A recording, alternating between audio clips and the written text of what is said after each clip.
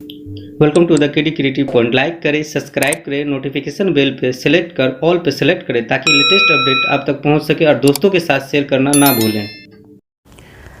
KD creative point कुछ ऐसे question आपके लिए लेके आया है जो आपके एग्ज़ाम के दृष्टिकोण से बहुत ही महत्वपूर्ण है। आगामी एग्ज़ाम जो होने वाली है बिहार एसआई और बीपीएससी के, उसके दृष्टिकोण से बहुत ही महत्वपूर्ण केडी क्रिएटिव पॉइंट आपके लिए क्वेश्चन लेके आया है। चलिए सवाल की ओर चलते हैं। बिहार का प्रथम मुस्लिम विजेता कौन था? बख्तियार खिलजी, अलाउद्दीन खिलजी, जलालुद्दीन फिरोज खिलजी या कुतुबुद्दीन मुबारक खिलजी? इसका सही जवाब होगा बख्तियार खिलजी, यानी ए इसका सही जवाब होगा। बख्तियार खिलजी से जुड़ा हुआ कुछ जानकारी मैं आपको बता दूं कि अगर इसका पूरा नाम पूछा जाए अगर आपके एग्ज़ाम में कि क्या है, तो इसका पूरा नाम इख्तियार मोहम्मद बख्तियार खिलजी है। बख्तियार खिलजी का जन्म अफ़गानिस्तान में हुआ था, अफ़गानिस्तान में हेलमंद में। चलिए आगे सवाल की ओर चलते हैं। अगला सवाल आपको बिहार से ही संबंधित मिलेगा देखने के लिए। बिहार से जितने भी इम्पोर्टेंट क्वेश्चन बनते हैं सारा क्वेश्चन केडी क्रिएटिव पॉइंट आपके लिए लाया है कि आपका जो एग्ज़ाम में क्वेश्चन जिस तरह का आता है वैसे ही क्वेश्चन आपके लिए केडी क्रिएटिव पॉइंट लेके आया है। चलिए सवाल की ओर चलते हैं। दूसरा सवाल, बिहार में तुर्क सत्ता के संस्थापक कौन थे? जलालुद्दीन फिरोज खिलजी, कुतुबुद्दीन ऐबक, अलाउद्दीन खिलजी या बख्तियार खिलजी? इसका सही जवाब होगा डी, बख्तियार खिलजी। चलिए आगे सवाल की ओर चलते हैं। इसी से जुड़ा हुआ सवाल आपको देखने के लिए मिलेगा। बख्तियार खिलजी के आक्रमण के समय बिहार में पाल वंशीय शासक कौन था? नसरुद्दीन खुसरव शाह, बख्तियार खिलजी, इंद्र युमन पाल या लक्ष्मण सेन? इसका सही जवाब होगा सी, इंद्र युमन पाल। चलिए आगे सवाल की ओर चलते हैं, जिसमें मुझे लगता है कुछ इम्पोर्टेंट फैक्ट मैं बता दूं इससे जुड़ा हुआ, उसमें मैं बताता हूं जिससे आपको जो भी क्वेश्चन अगर जुड़ा हुआ आपको इससे मिले तो उसमें आप आसानी पूर्वक उसका जवाब दे सकें। चलिए आगे सवाल की ओर चलते हैं। बख्तियार खिलजी के आक्रमण के समय बिहार के सेन वंशीय शासक कौन थे? लक्ष्मण सेन, अलाउद्दीन खिलजी, बख्तियार खिलजी या कुतुबुद्दीन ऐबक? इसका सही जवाब होगा ए, लक्ष्मण सेन। लक्ष्मण सेन से जुड़ा हुआ जानकारी मैं आपको बता दूं कि लक्ष्मण सेन का जो शासनकाल था वो 1178 ईस्वी से 1206 ईस्वी तक था। आपसे लक्ष्मण सेन का शासनकाल भी पूछा जा सकता है, इसलिए मैं बता दिया आपको कि इसका अगर शासनकाल पूछा जाए तो 1178 ईस्वी से 1206 ईस्वी तक। लक्ष्मण सेन का जो विस्तृत शासन जो सबसे ज़्यादा हुआ वो संपूर्ण बंगाल में हुआ, सबसे ज़्यादा शासन वो बंगाल में किया। चलिए आगे सवाल की ओर चलते हैं। इल्तुतमिश ने 1225 ईस्वी के लगभग किसे पराजित कर बिहार पर अधिकार किया था? अलाउद्दीन खिलजी को, कुतुबुद्दीन ऐबक को, रजिया सुल्तान को या हिसामुद्दीन एवज को? इसका सही जवाब होगा डी, हिसामुद्दीन एवज को। चलिए आगे सवाल की ओर चलते हैं। अगला सवाल आपको बिहार से ही संबंधित मिलेगा देखने के लिए। अगर आप मेरे चैनल पे फर्स्ट टाइम आए हैं तो मेरे चैनल को सब्सक्राइब कर दें। चलिए आगे सवाल की ओर चलते हैं। अगला सवाल बिहार से ही संबंधित मिलेगा देखने के लिए। बिहार से जितने भी इम्पोर्टेंट क्वेश्चन बनता है मैं सारे क्वेश्चन आपके लिए लेके आया हूँ। अगर मेरा वीडियो आप लोग को पसंद आ रहा हो तो अपने दोस्तों के साथ शेयर करें और लाइक करें। मोहम्मद बिन कासिम ने बिहार के किस नगर का नाम तुगलकपुर कर दिया था? किशनगंज का, अररिया का, दरभंगा का या भागलपुर का? इसका सही जवाब होगा सी, दरभंगा का। मैं दरभंगा से जुड़ा हुआ कुछ जानकारी आपको बता दूं। दरभंगा जो है ना, दरभंगा फेमस जो है आम, मछली और इसके लिए फेमस है दरभंगा। दरभंगा को जो है ना मिथिला की राजधानी भी दरभंगा कहलाती है। चलिए आगे सवाल की ओर चलते हैं। तुगलक काल में बिहार की राजधानी क्या थी? गदनपुरा, तुलसीगढ़, मोमिनपुर, बिहार शरीफ। इसका सही जवाब होगा सी, मोमिनपुर। चलिए आगे सवाल की ओर चलते हैं।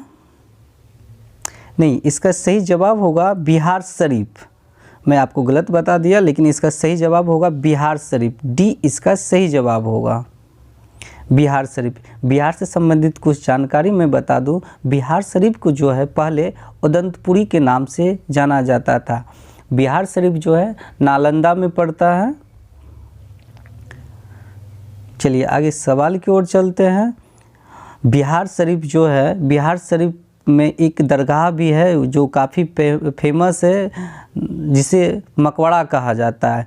इब्राहिम बाया का मकबरा जो है बिहार शरीफ में है। अगर आपसे पूछा जाए क्वेश्चन में कि बिहार शरीफ में किसका मकबरा है, तो इब्राहिम बाया का।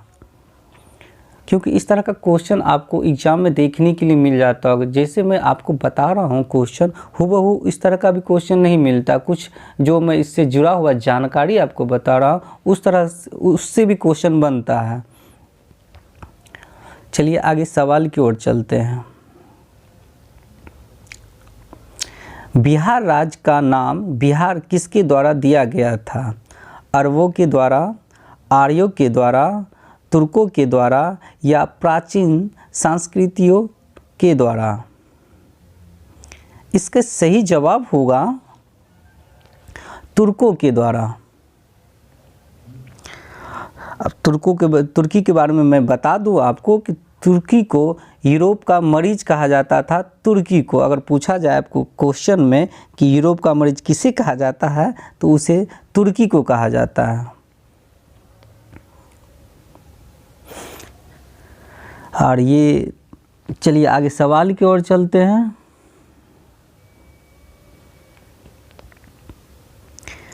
जिला नियोजन एवं विकास परिषद का अध्ययन कौन होता है?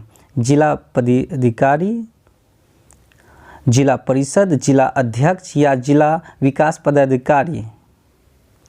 इसका सही जवाब होगा जिला विकास पदाधिकारी। डी इसका सही जवाब होगा। चलिए आगे सवाल की ओर चलते हैं। बिहार के किस जिले में पहली बार जिला नियोजन का गठन हुआ था? किशनगंज में, गया में, अररिया में या मुंगेर में? इसका सही जवाब होगा डी, मुंगेर में। मुंगेर की जो स्थापना किया गया था वो मीर कासिम के द्वारा किया गया था। मीर कासिम का किला जो है वो मुंगेर में ही है। मुंगेर से मैं और कुछ जानकारी बता दूं आपको मुंगेर से जुड़ा हुआ। मुंगेर में एक झील है, खड़गपुर झील, जो काफ़ी फेमस है और टूरिस्ट लोग यहाँ झील को देखने के लिए आते हैं। और मुंगेर की जो मोदागिरी कहा जाता है वो झील को ही कहा जाता है। मुंगेर को पहले मोदागिरी कहा जाता था, लेकिन मीर कासिम ने जब अपनी राजधानी मुंगेर को बनाया उस टाइम से इसे मुंगेर कहे जाने लगा। चलिए आगे सवाल की ओर चलते हैं इसी से जुड़ा हुआ। बिहार में रेशम उत्पादन से संबंधित तसर और रेशम की इकाई किस जिले में स्थित है? जहानाबाद में, गया में, भागलपुर में या मुंगेर में? इसका सही जवाब होगा सी, भागलपुर में। भागलपुर से संबंधित मैं कुछ जानकारी आपको बता दूं। अगर आपको इस तरह का क्वेश्चन जो मैं आपको जानकारी बता रहा हूं उससे जुड़ा हुआ अगर आपको एग्ज़ाम में क्वेश्चन मिले तो आप उसको ध्यानपूर्वक बना लीजिएगा। देखिए, झारखंड और कैमूर की पहाड़ी का मिलन जो स्थल है वो भागलपुर है। भागलपुर में रेशम की साड़ी भी काफ़ी फेमस है भागलपुर की। इस तरह से आप देखते होंगे रेशम का जो भी कपड़ा है वो काफ़ी ज़्यादा फेमस है भागलपुर की। इसलिए इसमें भी ये प्राचीन काल से चलता ही आ रहा है। रेशम और तसर सबसे ज़्यादा जो है वो भागलपुर ज़िले में है। चलिए आगे सवाल की ओर चलते हैं। बिहार राज्य सरकारी दुग्ध उत्पादन महासंघ की स्थापना कब हुई थी? ये औद्योगिक से संबंधित क्वेश्चन है, उद्योग से संबंधित। देखते हैं इसका जवाब क्या होता है। आप भी मेरे साथ इस सेट में अपना देखें कि आपका क्या स्कोर होता है, उसको बनाएं। 1948 ईस्वी में, 1983 ईस्वी में, 1963 ईस्वी में या 1922 ईस्वी में? इसका सही जवाब होगा बी, 1983 ईस्वी में। चलिए आगे सवाल की ओर चलते हैं। अगर मेरा वीडियो आप लोग को पसंद आ रहा हो तो अपने दोस्तों के साथ शेयर करें और लाइक करें। बहुत सारे एग्ज़ाम में इस तरह के क्वेश्चन आपको बिहार से संबंधित क्वेश्चन देखने के लिए मिल जाता होगा। बिहार एसआई में या बीपीएससी के एग्ज़ाम में इस तरह का क्वेश्चन, बिहार से संबंधित क्वेश्चन लमसम आपको देखने के लिए मिल जाए। 18 से 20 क्वेश्चन आपको बिहार से संबंधित क्वेश्चन देखने के लिए मिल जाता है। उसी को ध्यान में रखते हुए केडी क्रिएटिव पॉइंट आपके लिए ऐसे ही क्वेश्चन लाया जो आपके एग्ज़ाम के दृष्टिकोण से बहुत ही महत्वपूर्ण हो और आपके एग्ज़ाम में बहुत ही हेल्प करें, वैसे ही क्वेश्चन लाया है आपके लिए। चलिए आगे सवाल की ओर चलते हैं। औद्योगिक वित्त सहायता हेतु बिहार में कौन सी संस्था है?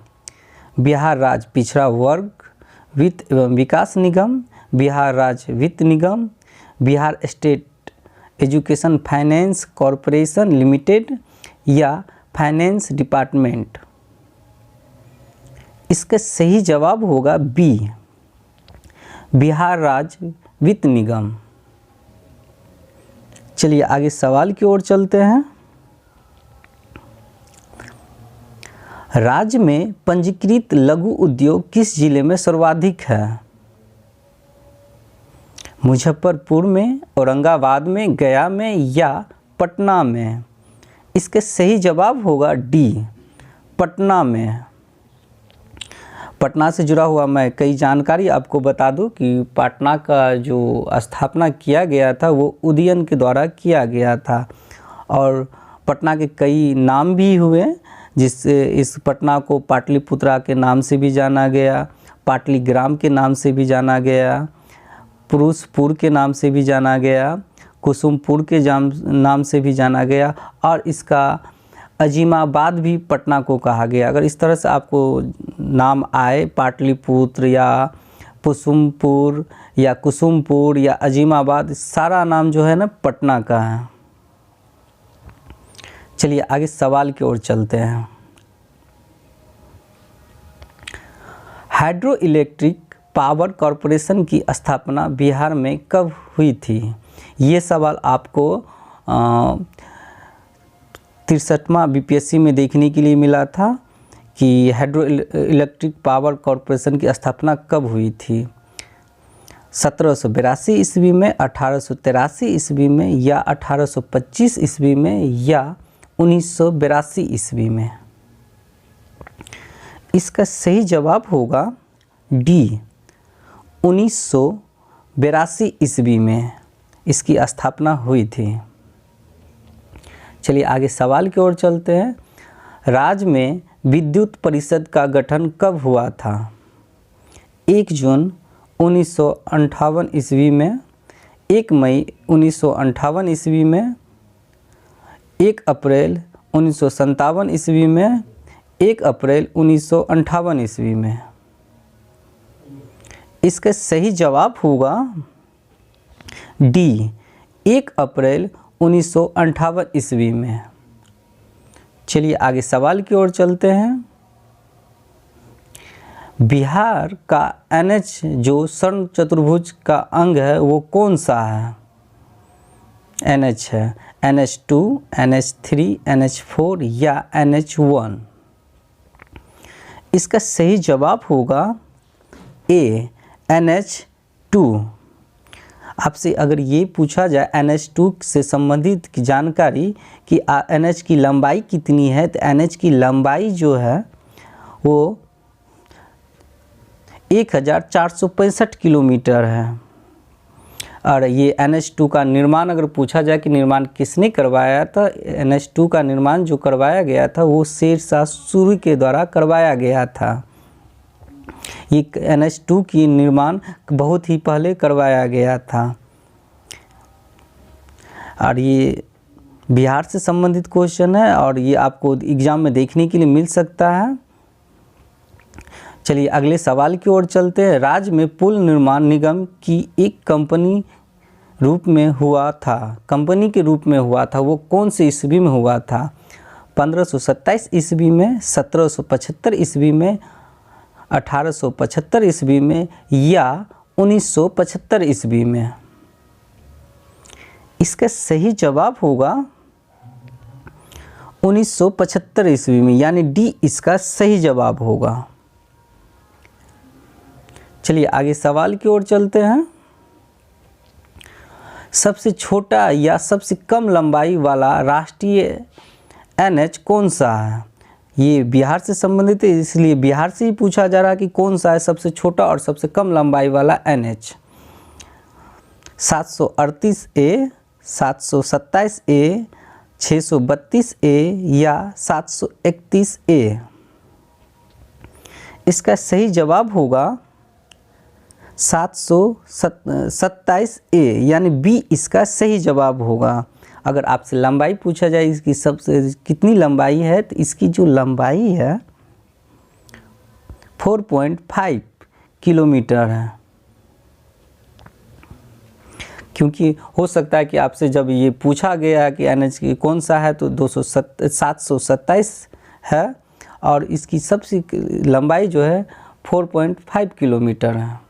आपसे किलोमीटर भी पूछ सकता है कि कितना किलोमीटर है, तो आप इसका जवाब दे सकते हैं। चलिए आगे सवाल की ओर चलते हैं। जगत नारायण लाल किस पत्रिका के संपादक थे? महावीर के, सरस्वती के, महावीर प्रसाद द्विवेदी के या श्री नारायण चतुर्वेदी? इसके जो संपादक हुए वो संपादक हुए महावीर के, यानी इसका जवाब होगा ए। चलिए आगे सवाल की ओर चलते हैं। गया पर्यंत केस क्रांतिकारी घटना कब घटी थी? जनवरी 1933 ईस्वी में, फरवरी 1933 ईस्वी में, जनवरी 1931 ईस्वी में या मई 1933 ईस्वी में? इसका सही जवाब होगा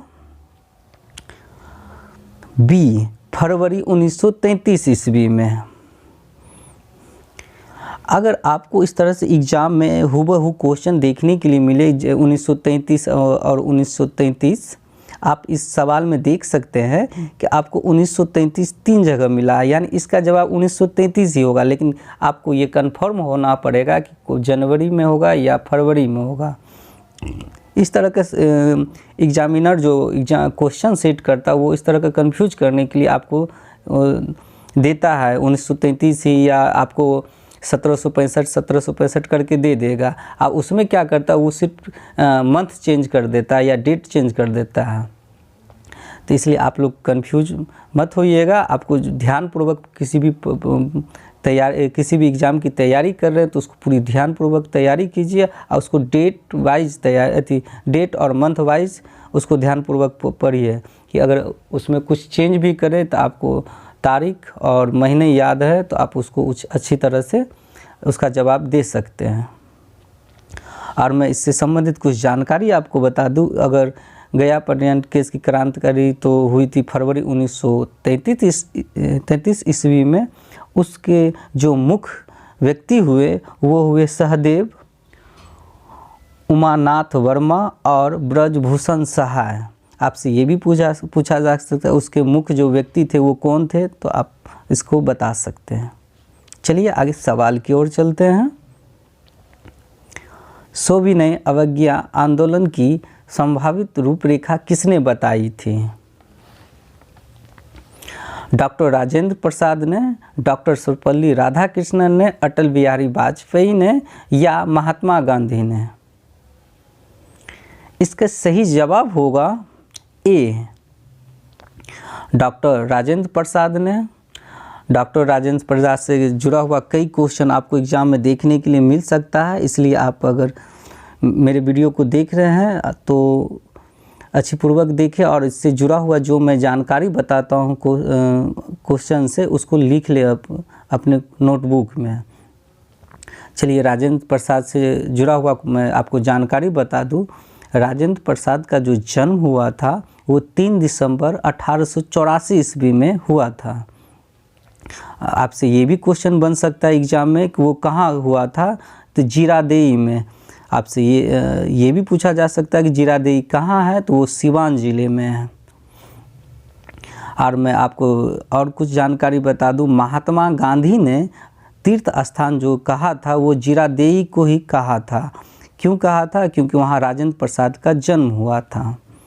अगर आपसे पूछा जाए कि राजेंद्र प्रसाद की मृत्यु कब हुई थी, तो राजेंद्र प्रसाद की जो मृत्यु हुई थी वो 28 फरवरी 1963 ईस्वी को। कुछ भी क्वेश्चन एग्जाम में आपको देखने के लिए मिल सकता है, या उसका आपको जन्म पूछ लिया जाए राजेंद्र प्रसाद का, या उसका डेट ऑफ क्या कहते हैं मृत्यु पूछ लिया जाए। कुछ भी अगर पूछा जाएगा तो मैं आपको सारा चीज़ बता रहा हूँ, आप कहीं भी भटकिएगा मत, आराम से उसका जवाब दे सकते हैं। चलिए आगे सवाल की ओर चलते हैं। 17 फरवरी 1930 को कहाँ बिहार में अनुमंडलीय कांग्रेस कमेटी बनाई गई थी? शिवपुर में, दरवान में, मोहनिया में या अमरपुर में? इसका सही जवाब होगा सी, मोहनिया में। आपसे ये भी पूछा जा सकता है कि ये जो मोहनिया पड़ता है वो कहाँ पड़ता है, तो वो पड़ता है कैमूर ज़िले में।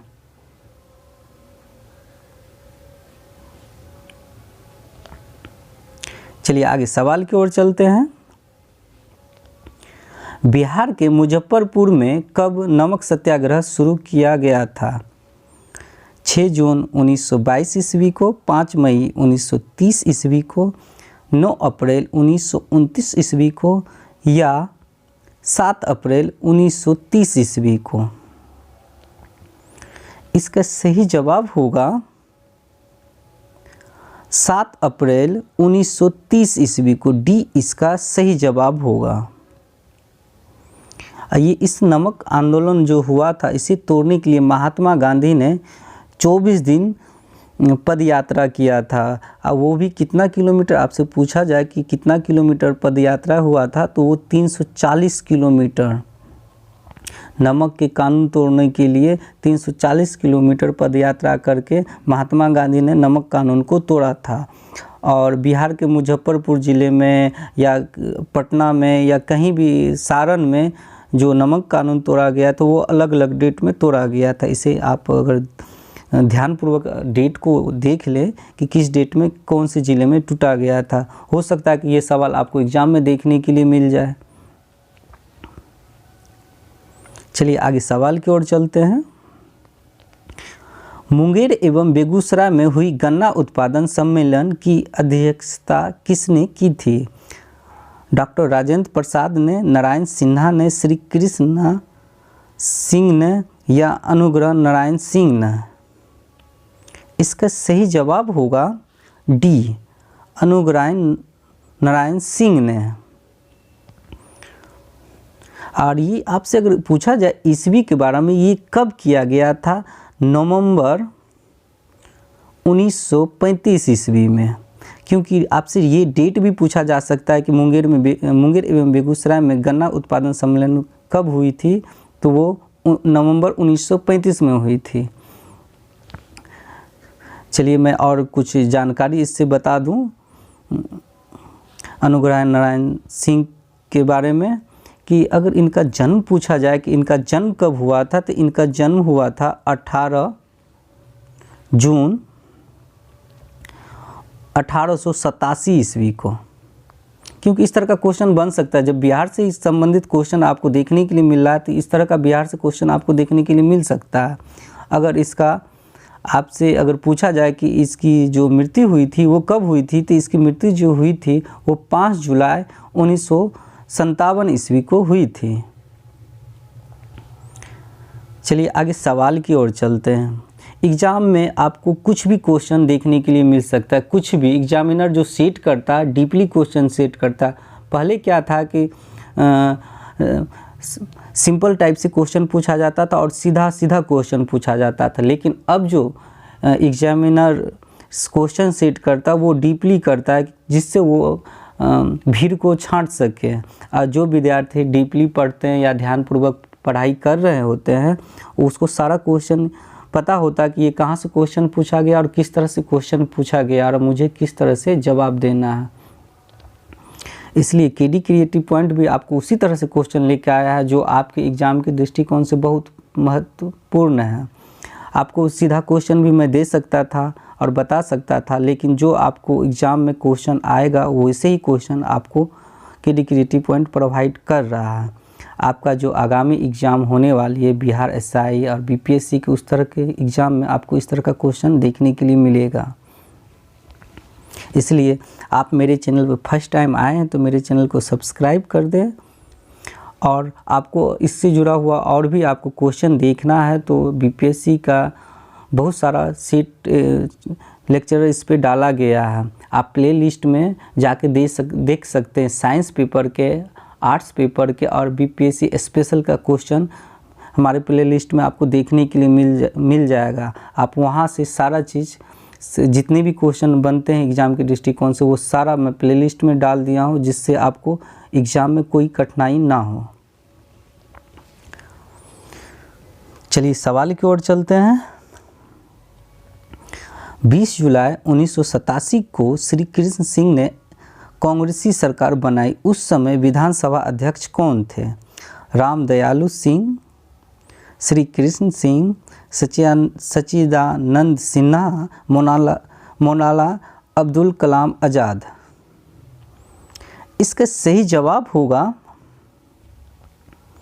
रामदयालु सिंह। ये इसका सही जवाब होगा। रामदयालु सिंह से मैं जुड़ा हुआ जानकारी कुछ आपको बता दूं। बिहार के जो प्रथम प्रधानमंत्री होने वाले थे वो रामदयालु सिंह ही होने वाले थे, लेकिन दयालु सिंह और श्री कृष्ण सिंह दोनों ही बहुत ही अच्छे मित्र थे। तो इसलिए रामदयालु सिंह ने नाम अपना हटा के श्री कृष्ण अपने मित्र का नाम दिया, श्री कृष्ण सिंह का मुख्यमंत्री के लिए।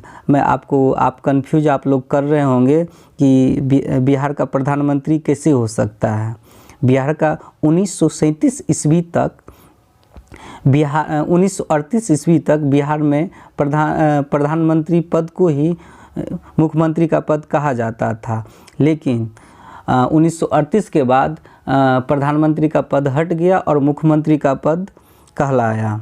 तो इसलिए 1938 तक लिखाता था प्रधानमंत्री ही मुख्यमंत्री के स्थान पे। और मैं आपकी जानकारी के लिए बता दूं कि बिहार के प्रधानमंत्री जो हुए वो हुए मोहम्मद यूनिस।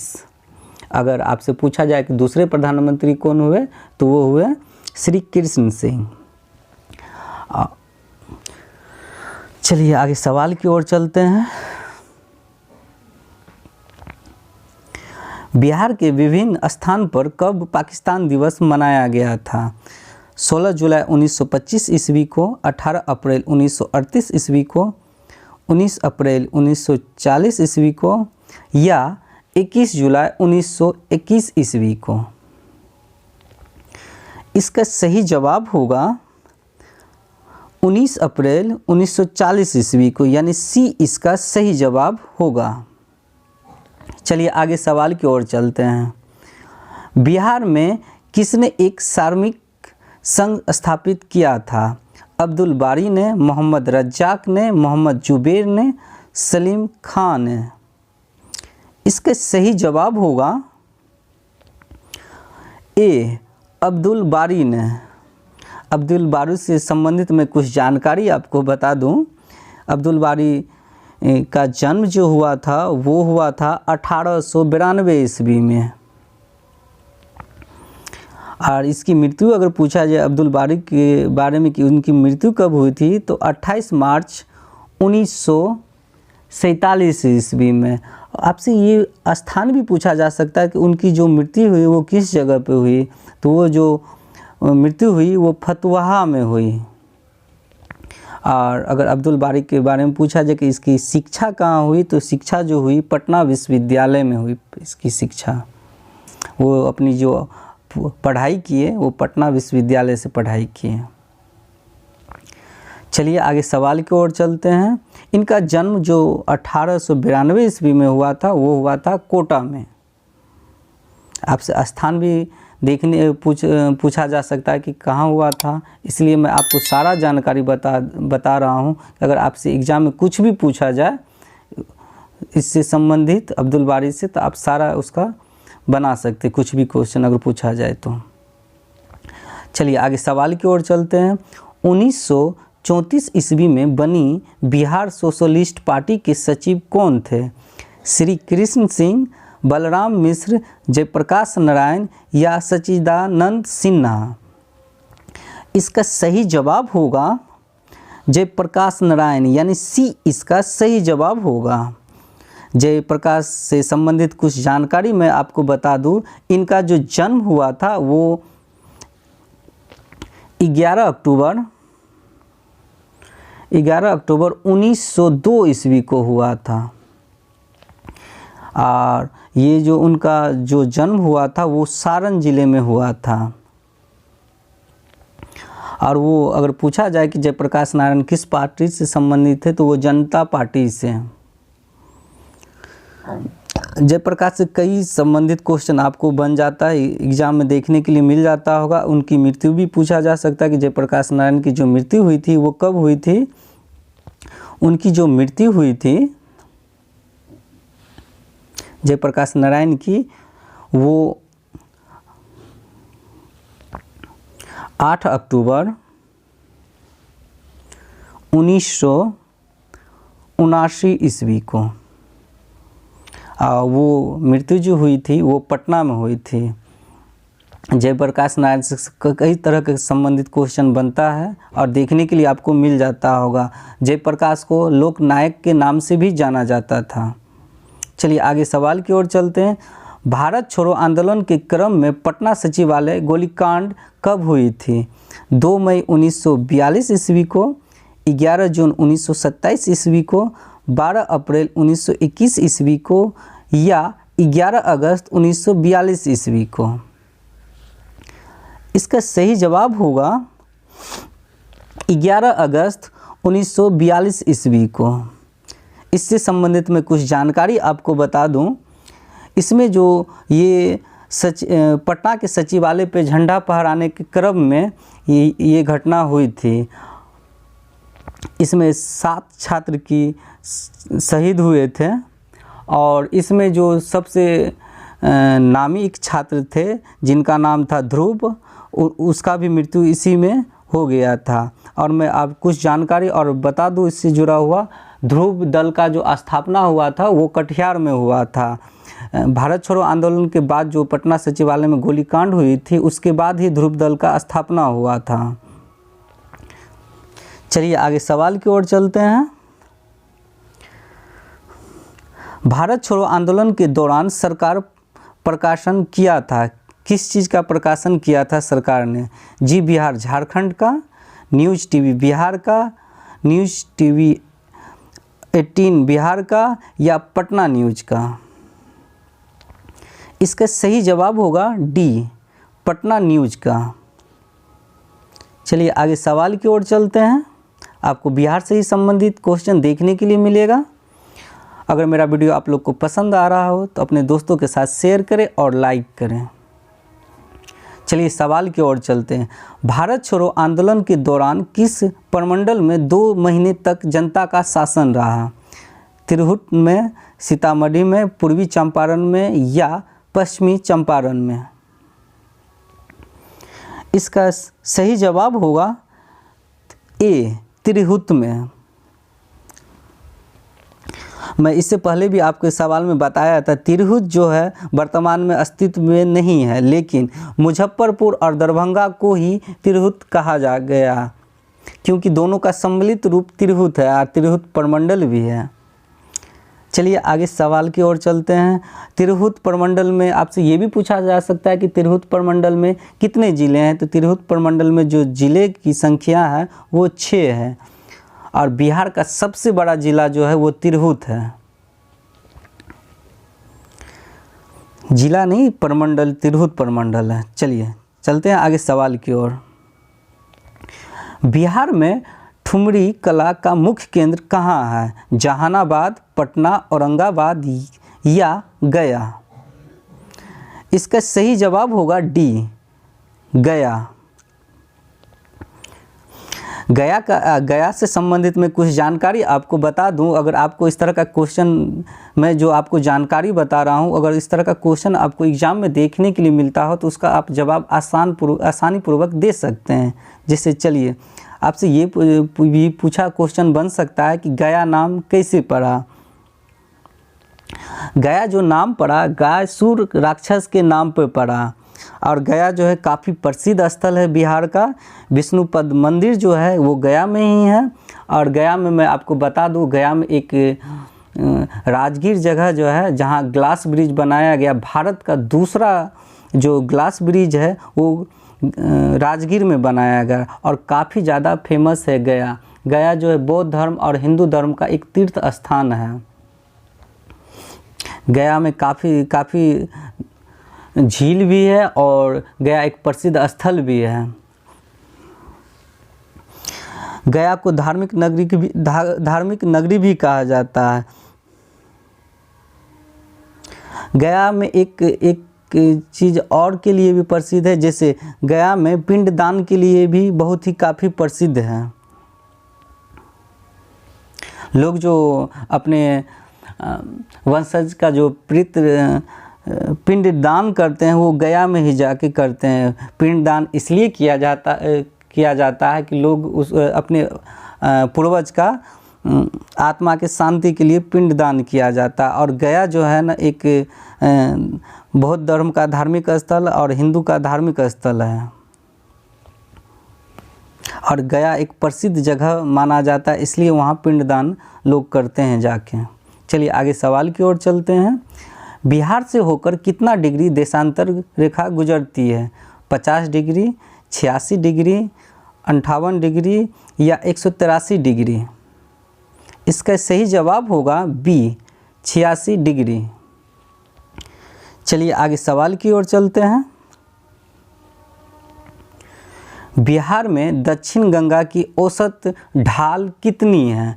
इसमें ढाल के बारे में पूछा जा रहा है। पूरब से पश्चिम की ओर, उत्तर से दक्षिण की ओर, दक्षिण से उत्तर की ओर या पश्चिम से उत्तर की ओर? इसका सही जवाब होगा सी, दक्षिण से उत्तर की ओर। चलिए आगे सवाल की ओर चलते हैं। अगर मेरा वीडियो आप लोग को पसंद आया हो तो दोस्तों के साथ शेयर करें और लाइक करें। वीडियो को देखने के लिए धन्यवाद।